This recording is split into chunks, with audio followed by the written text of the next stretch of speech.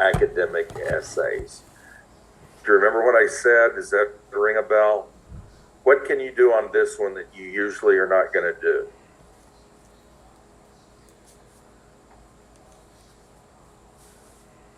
Well, I mean, you said to not go in chronological order. Yeah.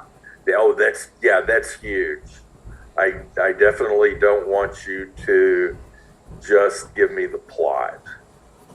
Yeah, it needs to be an essay. There needs to be a thesis. You need in the thesis to tell me, what it is that kind of encapsulate how this thing works as art for you.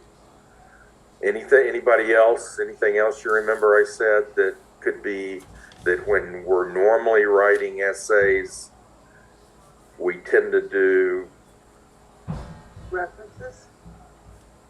Oh, that's good. Yeah, I really don't want references, but I'm not telling you can't do them. If you don't completely trust yourself and want to go out and you read some, what other people have said, and there's something there, and you're really borrowing it, where you're borrowing somebody else's academic work, then yeah, go ahead and put the reference there. But it has to be both in the text and also, this is an MLA paper. Film is Modern Language Association, and so it'll be a works cited page at the end rather than a But we bibliography. don't have to have that, right? And, Just go oh with no, our and I would really rather you not. Good, I'd really good. rather Me hear, too.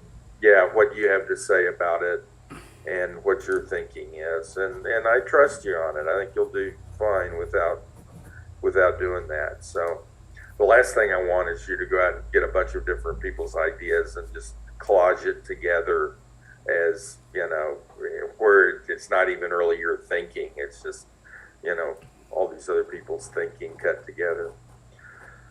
But one thing, and that I did mention about essays a few weeks ago,